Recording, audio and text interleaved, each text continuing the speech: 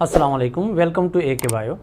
आज का हमारा टॉपिक है क्लास 10th बायोलॉजी से chapter 11 structure of kidney. Structure of kidney में स्ट्रक्चर ऑफ नेफ्रॉन पढ़ना है आज। सो नेफ्रॉन्स क्या होते हैं? These are the basics fundamental structural and functional unit of kidney. मतलब किडनीज जो है वो नेफ्रॉन से ही बने होते हैं। अब नंबर ऑफ नेफ्रॉन्स कितने होते हैं? तो अबाउट ओवर 1 मिलियन, 1 मिलियन से भी ज़्यादा पर ईच किडनी। एक किडनी में 1 मिलियन से भी ज़्यादा नेफ्रॉन हो सकते हैं। मतलब अगर 2 किडनीज़ हैं तो मल्टीप्लाई कर दो 2 के साथ, तो उसमें 2 मिलियन या ओवर 2 मिलियन नेफ्रॉन आ सकते हैं। स्ट्रक्चर ऑफ नेफ्रॉन जैसे कि यहाँ पे मैंने बनाया हुआ है। नेफ्रॉन के स्ट्रक्चर में जो मेन बुनियादी स्ट्रक्चर्स हैं, एक ये कप शेप स्ट्रक्चर और दूसरा इनके ट्यूब्यूल्स। नेफ्रॉन के बुनियादी 2 मेन स्ट्रक्चर्स हैं। एक कप शेप स्ट्रक्चर वाला जिसको रेनल कॉर्पसल कहते हैं,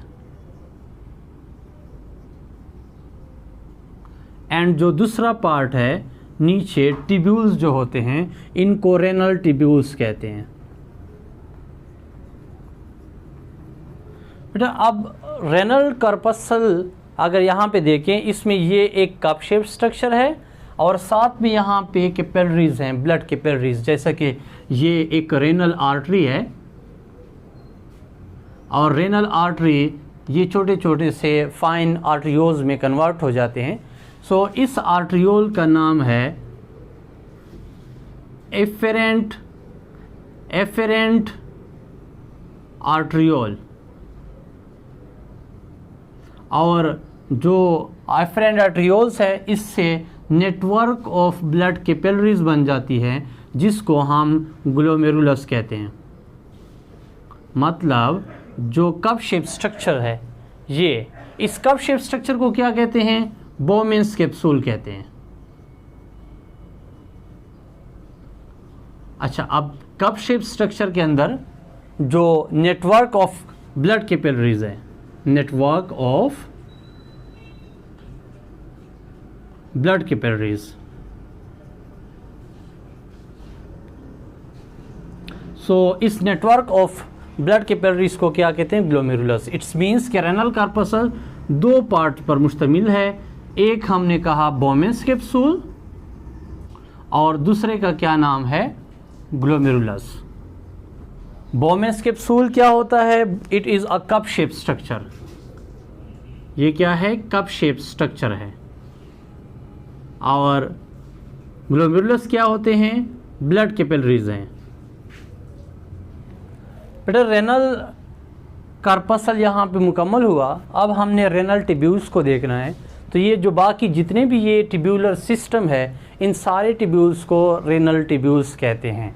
रेनल ट्यूब्यूल में सबसे पहला ये पार्ट जो बोमेंस कैप्सूल के बाद आता है या उसके साथ कनेक्ट होता है, इस स्ट्रक्चर को हम प्रॉक्सिमल कन्वोल्यूटेड ट्यूब्यूल कहते हैं। सो ये जो फर्स्ट पार्ट है ट्यूब्यूल्स का, इसको प्रॉक्सिमल कन्वोल्यूटेड ट्यूब्यूल कहते हैं। ये प्रॉक्सिमल कन्वोल्यूटेड ट्यूब्यूल यहाँ नीचे की तरफ आता है और एक यू शेप स्ट्रक्चर बनाता है। इस यू शेप स्ट्रक्चर को हम लूप ऑफ हेनल कहते हैं। ये स्ट्रक्चर कौन सा है? Loop of Henle. बेटा यहाँ पे लूप ऑफ हेनल में एक नीचे की तरफ यहाँ पे आ रहा है, एक यहाँ वापस ऊपर की तरफ जा रहा है। जो नीचे की तरफ आ रहा है तो उसको डिसेंडिंग लूप कहते हैं, और जो वापस जा रहा है इसको एसेंडिंग लूप कहते हैं। एसेंडिंग लूप दोबारा क्लार स्ट्रक्चर बनाते हैं। जैसा कि यहाँ पे प्रॉक्सिमल था तो दोबारा एसेंडिंग लूप क्या बनाएंगे? Distal convoluted tubule. So renal tubules में कितने पार्ट्स पड़े? 3। एक प्रॉक्सिमल, एक लूप और एक डिस्टल कन्वोल्यूटेड ट्यूब्यूल। सो यहाँ पे भी मैं लिख देता हूँ कि कौन कौन से स्ट्रक्चर्स हैं। फर्स्ट हुआ प्रॉक्सिमल कन्वोल्यूटेड ट्यूब्यूल। दूसरा पार्ट है loop of Henle, and the third part is distal convoluted tubule. So ये 3 पार्ट जिस तरह के अभी मैंने यहाँ पे डायग्राम में बता दिए।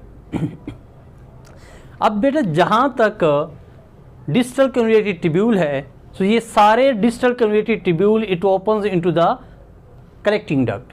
सो ये जिस डक्ट में ओपन होते हैं, मतलब मेनी नेफ्रॉन्स आ रहे हैं, यहाँ पे एक नेफ्रॉन आ रहा है, ये वाला नेफ्रॉन जो अभी हमने इधर ड्रा किया, यहाँ पे नेफ्रॉन आ रहे हैं। तो सारे के सारे जो नेफ्रॉन्स हैं ये मिलकर क्या बनाते हैं, एक कलेक्टिंग डक्ट।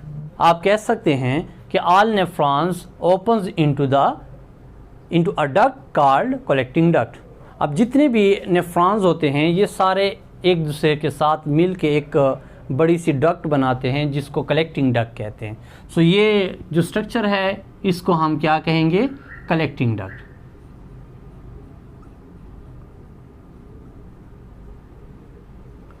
जैसे कि नेफ्रॉन आपस में मिलकर ओपन होते हैं इनटू द कलेक्टिंग डक्ट, इस तरह बहुत ज़्यादा कलेक्टिंग डक्ट, जैसे कि ये एक कलेक्टिंग डक्ट है, इसी तरह एक दूसरी कलेक्टिंग डक्ट होगी, यहाँ पे एक तीसरी कलेक्टिंग डक्ट होती है, यहाँ पे ये सारे मिलकर एक और बड़ी डक्ट बनाते हैं जिसको हम क्या कहेंगे, ये वाला पिपिलरी duct.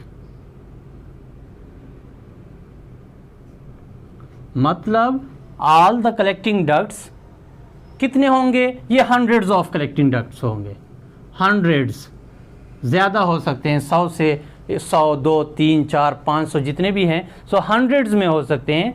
Hundreds of collecting ducts open into the papillary duct. जो कलेक्टिंग डक्ट्स हैं it open into papillary duct. अब पिपिलरी डक्ट क्या करते हैं, ये जाकर ओपन होते हैं इनटू द रेनल पेल्विस। ये कहाँ पे ओपन होंगे, रेनल पेल्विस में।